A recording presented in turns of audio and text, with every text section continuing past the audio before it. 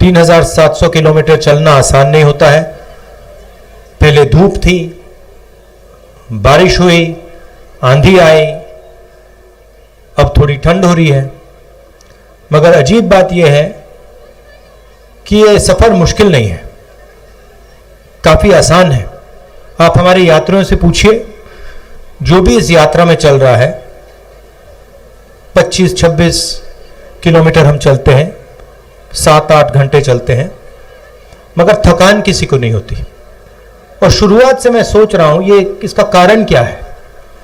आमतौर से 5-10 किलोमीटर चलते हैं, थकान हो जाती है, मगर इसमें हम 25-26 चल रहे हैं और थकान नहीं हो रही है। इसका कारण है कि आप लोगों ने, हिंदुस्तान की जनता ने इस यात्रा को अपना प्यार, अपना समर्थन और अपनी पूरी शक्ति दे दी है।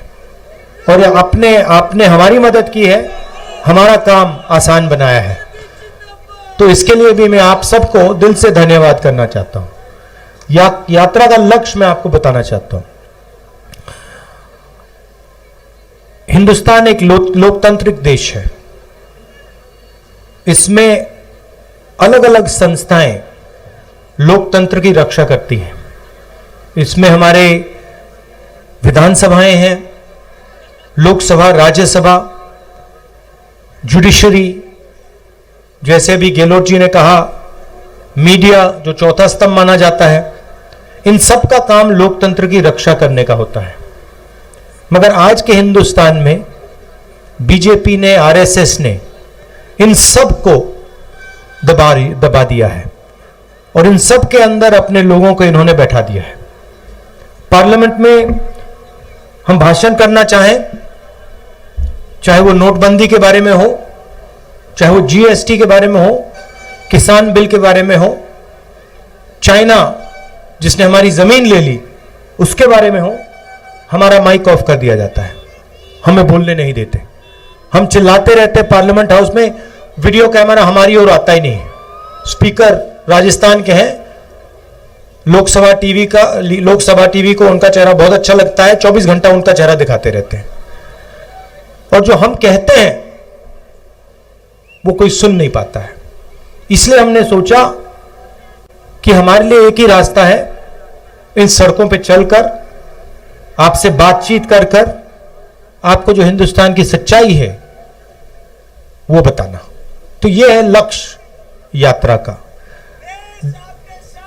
अभी गहलोत जी ने एक बात बोली और मैं उनसे सहमत हूं, मगर मैं उसमें एक चीज जोड़ना चाहता हूं। गहलोत जी ने कहा कि जो हमारे मीडिया है वो अपना काम नहीं कर रहे हैं, जो चौथा स्तंभ का काम होता है, जिम्मेदारी होती है, उसको पूरा नहीं कर रहे। वो सही बोल रहे हैं, मगर यहां जो हमारे मीडिया के मित्र आए हैं, और मैं यहां कहना चाहता हूं क्योंकि जो लोग भीड़ में हैं, आपको गलतफहमी नहीं होनी चाहिए, ये इनकी गलती नहीं है। ये अपना काम करने की कोशिश करते हैं, ये रिपोर्टिंग करने की कोशिश करते हैं, मगर इनके जो मालिक हैं इन्होंने इनके पीछे एक लगाम सी बांध रखी है, तो ये अपना काम पूरा नहीं कर सकते हैं। तो गलती इनकी नहीं है, जरूर ये थोड़ा और कर सकते हैं और करना चाहिए, मगर इनका कंट्रोलर, इनका रिमोट कंट्रोल, जैसे टीवी का रिमोट कंट्रोल होता है, वो इनके, देखिए मुस्कुरा रहे हैं, वो इनके हाथ में नहीं है, वो इनके जो मालिक हैं उनके हाथ में है। और सरकार में जो आपका दिल्ली में राज करते हैं उनके हाथ में है। तो ये मैं अशोक गहलोत जी की बात को थोड़ा बढ़ावा देना चाहता था। हिंदुस्तान के सामने 2-3 बड़े मुद्दे हैं। सबसे बड़ा मुद्दा बेरोजगारी का और महंगाई का। जो रोजगार देने का सिस्टम है, वो जो स्मॉल और मीडियम बिजनेस चलाते हैं, जो छोटे व्यापारी होते हैं, वो लोग देते हैं रोजगार। जो अरबपति होते हैं, 3-4 अरबपति हैं हिंदुस्तान में, वो रोजगार नहीं देते। और जब नरेंद्र मोदी जी ने नोटबंदी की और जीएसटी, गलत जीएसटी लागू की, तो जो छोटे व्यापारी हैं, जो स्मॉल और मीडियम बिजनेस चलाते हैं, जो देश को रोजगार देते हैं, उनकी रीढ़ की हड्डी टूट गई। और सच्चाई आज ये है कि देश अगर चाहे भी अपने युवाओं को रोजगार नहीं दे सकता। तो सबसे बड़ा मुद्दा देश के सामने यह है। दूसरा मुद्दा महंगाई है। इंटरनेशनल मार्केट पे पेट्रोल और डीजल के दाम ऊपर जाएं या नीचे जाएं, हिंदुस्तान में पेट्रोल और डीजल के दाम ऊपर ही जाते हैं। चाहे कुछ भी हो जाए, इंटरनेशनल मार्केट में तेल के दाम गिर जाएं, मगर उसका फायदा हिंदुस्तान के गरीब लोगों को नहीं मिलता। फायदा 3-4 बड़े उद्योगपतियों को मिलता है। आपको याद होगा यूपीए के समय पेट्रोल के दाम 60 रुपए के थे। याद है आपको? याद है? ठीक है, 60 रुपए के थे। आज क्या है? आज 107 रुपए। तो आपको यह सवाल पूछना है कि ये जो पैसा है जो आपके जेब में से निकल रहा है, ये कहां जा रहा है? ये किसके जेब में जा रहा है? ये देखिए भैया, देखिए आपको ये सब व्यापारियों के जेब में नहीं जा रहा, क्योंकि जीएसटी नोटबंदी ने व्यापारियों के जेब में से पैसा निकाला। ये चुने हुए 2, 3, 5 लगा लो, ये 4-5 उद्योगपति हैं हिंदुस्तान में। इनको सब एयरपोर्ट मिलते हैं, रेलवेज इनको मिलेगी, प्राइवेट ये बीएचईएल, एचएल, ये सब जो सरकारी कंपनियां एक एक करके इनको मिलेंगी। इंफ्रास्ट्रक्चर का काम ये करते हैं, अनाज का स्टोरेज का काम ये करते हैं, बिजली का पावर जनरेशन का काम ये करते हैं। तो सारा फायदा इन्हीं 4-5 लोगों को जाता है। आजकल प्रधानमंत्री जी सेना की बात करते हैं। जो भी कॉन्ट्रैक्ट्स, हथियार के कॉन्ट्रैक्ट्स हैं, वो सारे के सारे इन्हीं 4-5 लोगों को जाते हैं।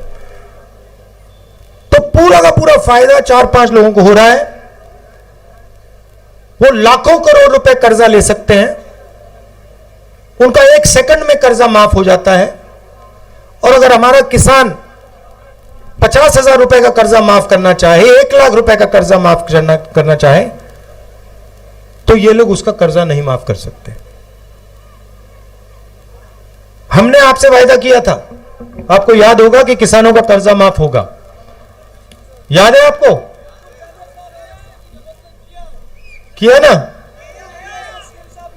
तो जो हम कहते हैं हम करके दिखा देते हैं। हमने कहा था किसानों का कर्जा माफ होगा। 22 लाख किसानों का कर्जा माफ किया। आज हम चाय पी रहे थे सुबह, किसान के घर में हमने चाय पी। किसान आया, मुझसे गले लगा और मुझसे कहा कि राहुल जी, आपने हमारा कर्जा माफ किया, आपने हमारी जिंदगी बदल दी, इसलिए मैं आपको दिल से धन्यवाद करता हूं। और ऐसे 22 लाख लोग हैं, 22 लाख लोग हैं।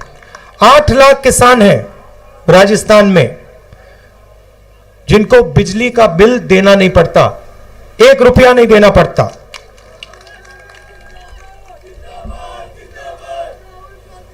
और चिरंजीवी योजना के बारे में तो आप जानते हो 28 लाख बेनिफिशियरीज को 10 लाख रुपए का बीमा, कोई भी बिल्कुल फ्री, कोई भी ऑपरेशन करवाना हो, दिल का ऑपरेशन करवाना हो, कैंसर का इलाज करवाना हो, ट्रांसप्लांट करवाना हो, राजस्थान में आपको फ्री में करवाते हैं हम लोग। और पहले गांव में मनरेगा होती थी। राजस्थान पहला स्टेट है जहां पे अब शहरों में हम मनरेगा जैसी योजना लाए।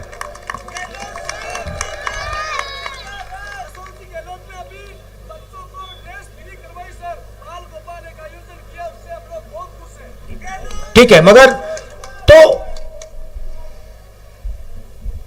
तो हम जो कोशिश कर सकते हैं, ये काम हमने छत्तीसगढ़ में भी किया। मध्य प्रदेश में भी किया, पंजाब में भी किया था। हम जो कर सकते हैं हम करते हैं। मगर दुख की बात है कि जो दिल्ली की सरकार है वो गरीबों पर, छोटे व्यापारियों पर, किसानों पर, मजदूरों पर 24 घंटा आक्रमण करती है। मैं आपको एक और उदाहरण देता हूं, आपके स्टेट का उदाहरण देता हूं। यहां पे आपका सिंचाई का प्रोजेक्ट था, 13 डिस्ट्रिक्ट्स में पानी देने का, ERC सॉरी, ठीक है, ईस्टर्न राजस्थान कैनाल प्रोजेक्ट, जिससे 13 डिस्ट्रिक्ट्स को सिंचाई का और पीने का पानी मिलता। स्टेट की सरकार ने 9,500 करोड़ रुपए इस प्रोजेक्ट के लिए अलग रखे। अब प्रधानमंत्री ने वायदा किया था कि इसी प्रोजेक्ट को वो नेशनल प्रोजेक्ट बनाएंगे। कितनी बार किया था वायदा? 2 बार। अपने भाषणों में हिंदुस्तान के प्रधानमंत्री ने राजस्थान के 13 डिस्ट्रिक्ट्स को वायदा किया था कि ये जो सिंचाई का प्रोजेक्ट है इसको हम नेशनल प्रोजेक्ट बनाएंगे और जल्दी से जल्दी इसको हम पूरा करेंगे। उन्होंने उसको कैंसिल कर दिया और अब जब राजस्थान की सरकार अपने पैसे से प्रोजेक्ट को बनाना चाह रही है तो हमारी सरकार को प्रोजेक्ट बनाने से रोक रहे हैं। तो यह है हालत। और नफरत और हिंसा के बारे में तो आप हर रोज देखते हो। देश को बांटने का काम करते हैं, भाई को भाई से लड़ाने का काम करते हैं, नफरत फैलाते हैं। तो ये 3 लक्ष्य हैं यात्रा के। नफरत और हिंसा के खिलाफ खड़ा होना, बेरोजगारी, महंगाई के खिलाफ खड़ा होना, और जो हमारे गरीब लोग हैं, किसान हैं, मजदूर हैं, छोटे दुकानदार हैं, बेरोजगार युवा हैं, उनकी बात सुनना और समझना। देखिए अभी मैंने 10 मिनट भाषण दिया है, गहलोत जी ने 5-7 मिनट बोला, सचिन ने 5-7 मिनट बोला। सुबह 6 बजे से हम पैदल चल रहे हैं, घंटों चले हैं। हम बोलते नहीं हैं, हम आपकी बात सुनते हैं। हमारे पास जो भी आना चाहता है आ जाता है, चाहे वो किसान हो, युवा हो, माताएं बहनें, मनरेगा के मजदूर, छोटे दुकानदार, जो भी इन सड़कों पे हमसे बात करना चाहते हैं आ सकते हैं, आ जाते हैं। देखिए लड़की हाथ उठा रही है, इससे जाके अभी हम बात करेंगे। जो भी बात करना चाहता है आता है, हम प्यार से उनकी बात सुनते हैं, 7-8 घंटे सुनते हैं और फिर अंत में अपनी बात 15 मिनट के लिए रखते हैं। आपने इतना समर्थन दिया, इतना प्यार दिया,